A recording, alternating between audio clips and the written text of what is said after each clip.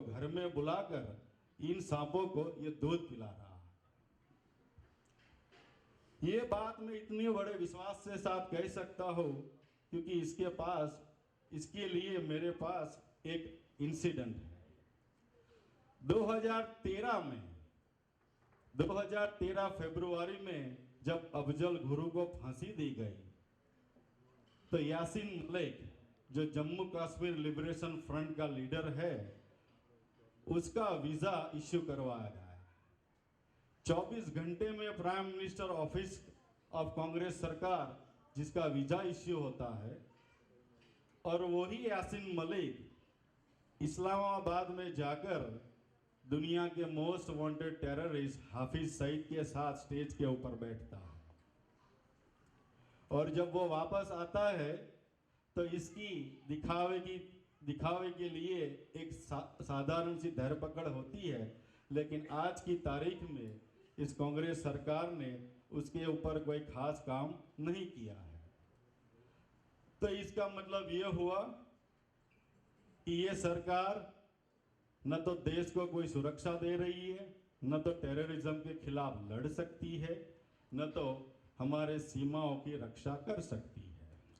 तो मैं मेरी बात में फिर से आ जाता हूं क्योंकि जो 66 टेररिस्ट ऑर्गेनाइजेशन है हमारे देश में, इनमें से सबसे खतरनाक 6 टेररिस्ट ऑर्गेनाइजेशन वो कश्मीर के अंदर है।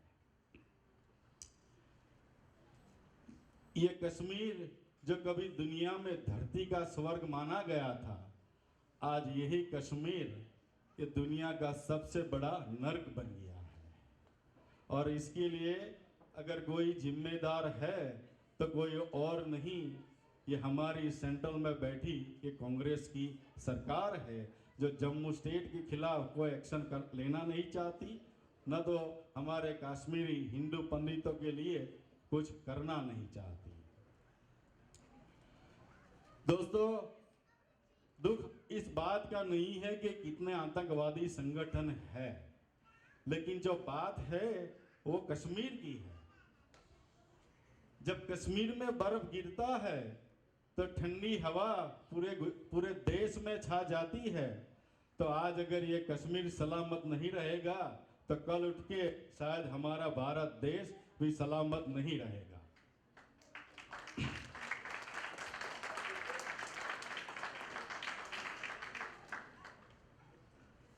जो सरकार जो हमारी सीमाओं के रक्षा करते हैं वो जवान, जिनके मरने पर जो बेचारे शहीद होते हैं, अपनी छातियों पे गोलियां खाते हैं, इनके शहीदों के बलिदान पर ये हमारी सरकार पार्लियामेंट में जवाब देती है कि ऐसी छोटी मोटी घटनाएं तो बॉर्डर पर होती रहती है, इसके बारे में संसद में कभी हंगामा नहीं होना चाहिए और हमें हमारे पड़ोसी देश के साथ शांति वार्ता चालू रखनी चाहिए। पूरे देश के लॉ एंड ऑर्डर पे नहीं बोलने वाला ये होम मिनिस्टर हमारा शिंदे, ये लोग सिर्फ और सिर्फ ये सोनिया गांधी को अपनी मर्दानगी दिखाने के लिए कभी कभी कहते हैं न्यूज़ चैनल के सामने कि बीजेपी और आरएसएस देश में भगवा आतंकवाद फैलाते हैं।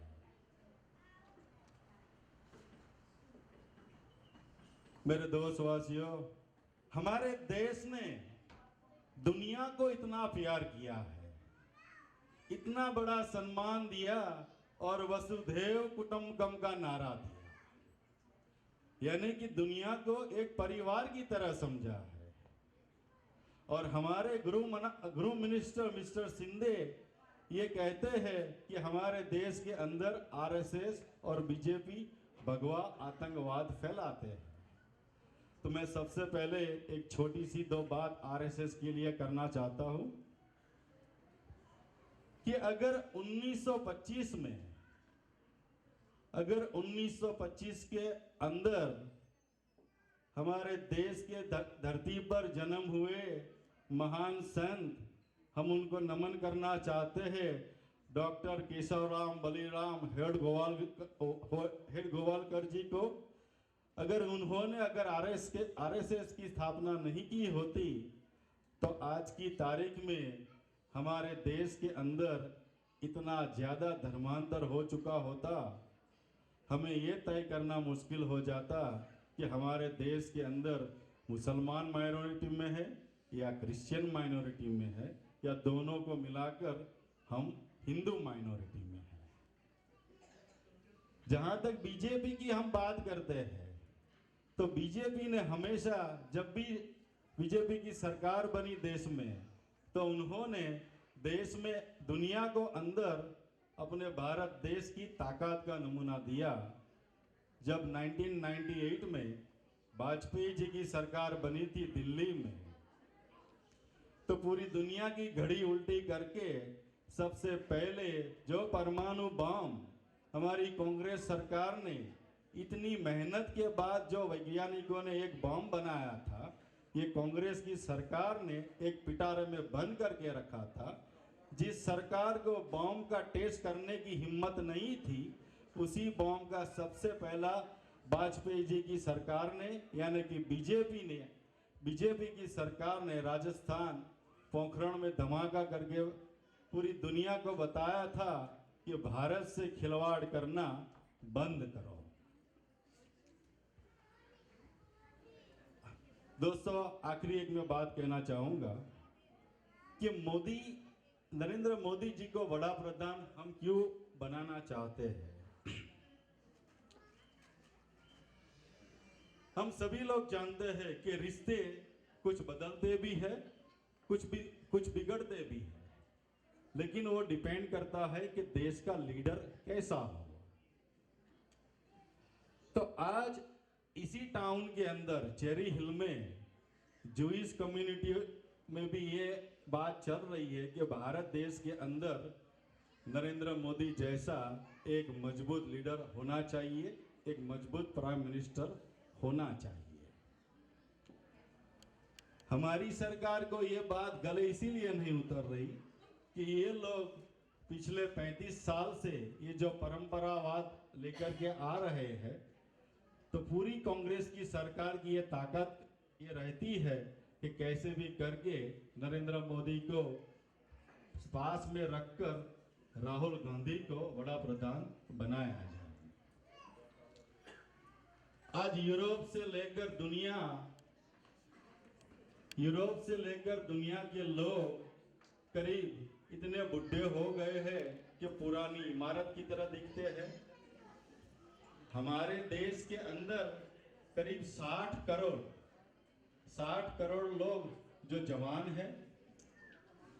आज ये देश की सरकार के पास कोई देश हमारे देश में इन्वेस्टमेंट करना नहीं चाहता, क्योंकि इन लोगों ने ऐसा कोई विजन नहीं है।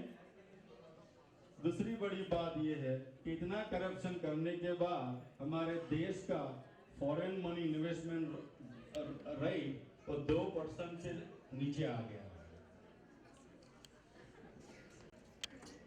तो हमने आज इस कार्यक्रम का आयोजन इसीलिए किया था कि सभी लोगों को बुलाकर ये समझाया जाए और कहा जाए कि आज अभी भी हमारे पास करीब 6 महीने का वक्त है। हम सभी को हर कोशिश कामयाब बनाकर यहाँ से लेकर देश को, हमारे जितने रिश्तेदार हैं, जितने परिवार वाले हैं, जितने गांव वाले हैं, इन सभी को समझाना होगा कि कुछ भी करके हमें मोदी के लिए बीजेपी को वोट करना होगा और बहुमती के साथ बीजेपी को सत्ता में लाना होगा।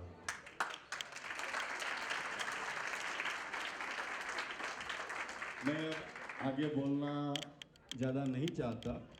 मैं कुछ लीडर्स को मैं कहूँगा, जिन किसी को अपने विचार व्यक्त करना हो तो आकर 2 शब्द बोल सकते हैं।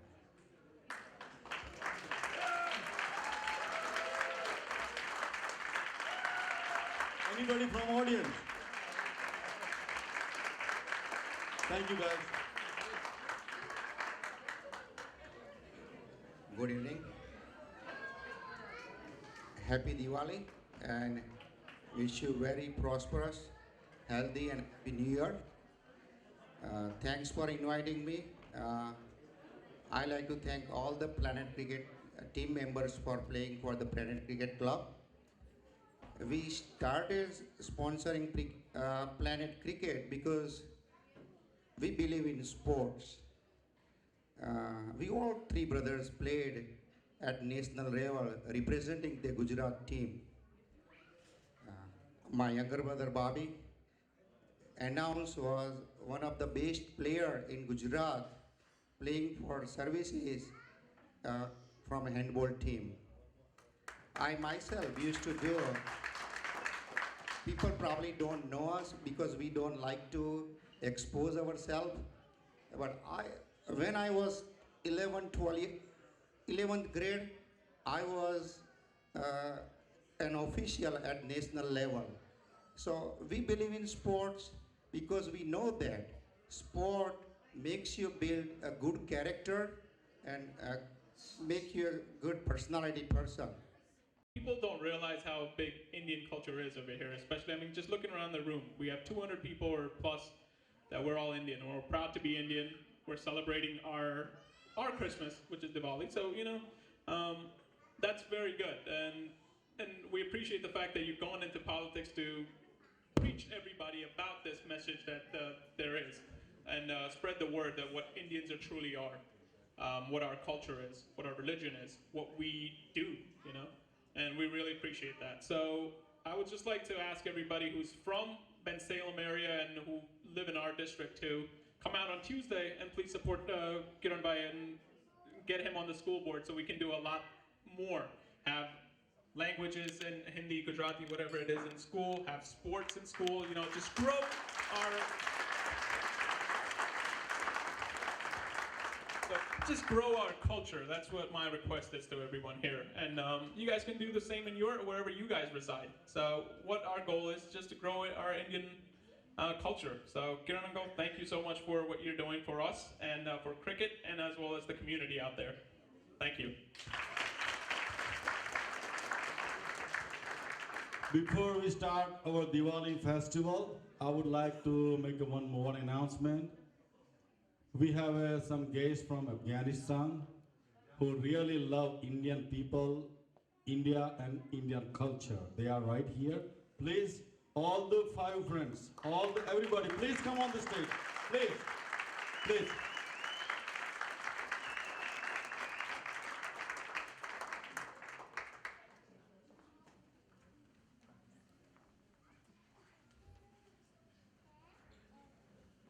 I would request everybody, please give them a big hand, please.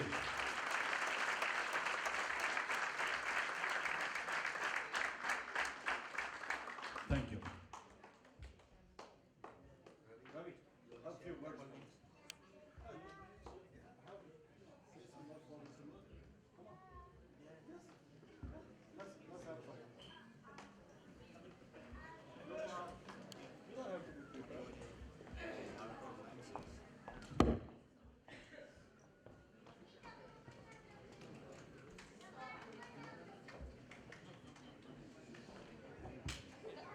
Yeah, happy Diwali to everyone. Thanks, Bobby, for inviting me. Anytime. And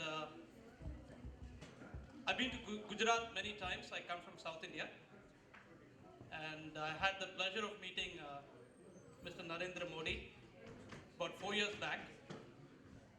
And he's a great person. I mean, very, in Vibrant Gujarat, he set up Vibrant Gujarat, which is the first of its kind in attracting investments to the state of Gujarat. And I'm sure he'll do it for the country of India. He has the capability, the vision, the perseverance, organizational skills, and I think if he comes to power, if BJP comes to power and Narendra Bhai is elected to power, I think India will probably be the #1 country in the world in 5 years.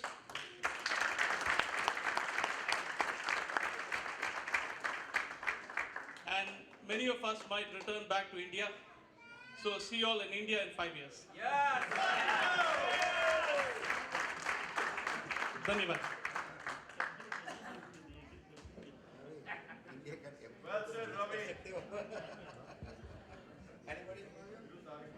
Kids have utmost patience. We don't have patience with the kids. Look at those kids.